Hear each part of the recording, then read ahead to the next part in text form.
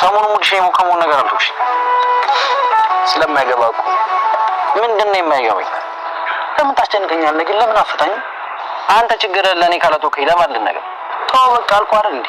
ኧረ ብርዝና ከሸቤስ ከጎዳና ስንት ነገር አሳልፈን ይሄን አልነግርም ትለኛለህ? ብርዝናሽማ እንደው እንኳን አውቃለሁ። ተው ግን ይብራብሽ። ዛሬ ካልነገርከኝ እማትሙት ትጋጨኛለህ። አቦ የሰውን ነገር ለመርዳት ሞክሪ እንጂ ኪሪዬን መስሜት ትነግረኛለህ አልሰማም። አው ፎንቃ ምናምን ነገር ነው ለዛ ነው የደበኩሽ። አንቺ ደግሞ ያው ፎንቃ ነገር ላይ ወፍ ምን ከሴት ነው ይለኛል እንዴ? ታዲያ ከወንድ ነው ጅል። ቆይ ልጅ ማናት? ሀና ትባላለች። ምን አይነት ቆንጆ ልጅ መሰለች። እና እንዳፎነቀቃት ምናምን ባናለች ማን ነግሯት ተባንናለች ብለህ ነው አተተ ምናምን አላልካትም?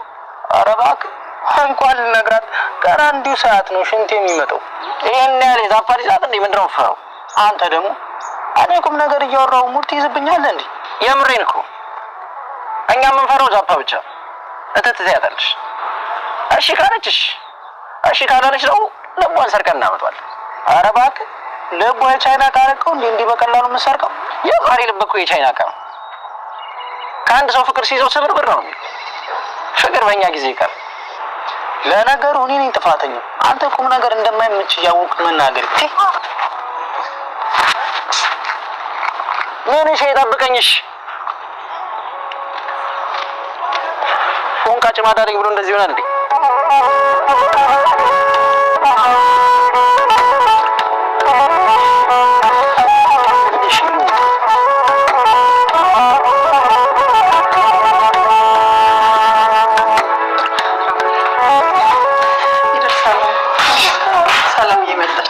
ምንድነው ቁርስ ደርሷል ብላችኋል? እንደቀሰቀሳችሁኝ።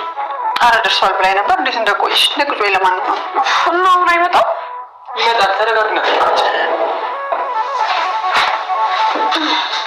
ማታ እራት ስላልበላሁ ነው መሰለኝ በጣም ነው የራበኝ። ቀስ በይ እንጂ ልጄ ይደርሳል እኮ። ይልቅማ ዛሬ ስራ የለሽም እንዴ? እስኪ ወደ ቢሮ ሂጂ ሰራተኞችን አያቸዋለሁ ብያለሁ። ሰራተኞቹን ለማየት ከሆነ ለምን እኔ አልሄድም? እየቀለልሽ ነው? የምሬን ነው። አንዳንዴ ማየን ባግዛት ምን ችግር አለው? ማን? አንቺ ነሽ ማን የምታግዣት? አዎ እሷ እናቷ አይደለም እንዴ? ብታግዘኝ ምን ችግር አለው? እኔ እንጃ ነገሩ ሁሉ አልገባ ብሎኝ እኮ ነው። ሲጀመር አንተ የሽማግሌ ነገር ካልሆነ መች ገብቶ ያውቃልና።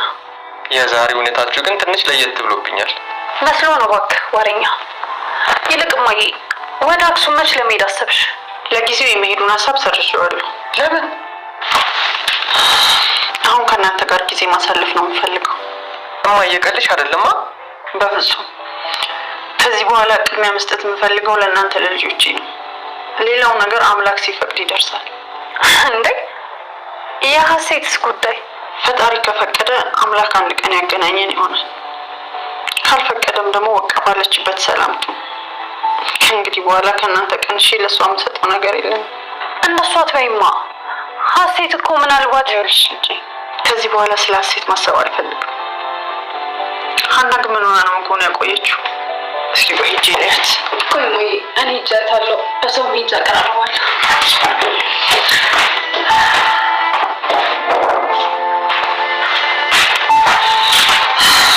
እማዬ ከሰላም ጋር እንደዚህ ፍቅር በፍቅር ሆናችሁ ስላየኋችሁ በጣም ደስ ብሎኛል። ትናንት የመከርኩሽን ሰምተሽኛል ማለት ነው።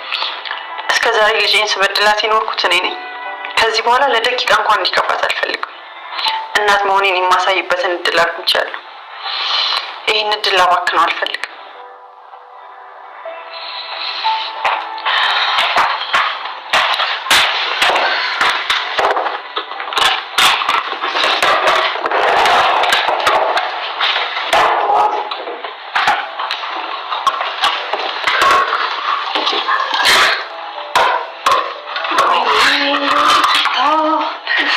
አንቺ ግን ምግቡ እንዴት አድርጋ ነው የምትሰራው? ወይ ከመበላ እንዴት እንደቸኮለ በጣም ባለሙያ ነች አይደል?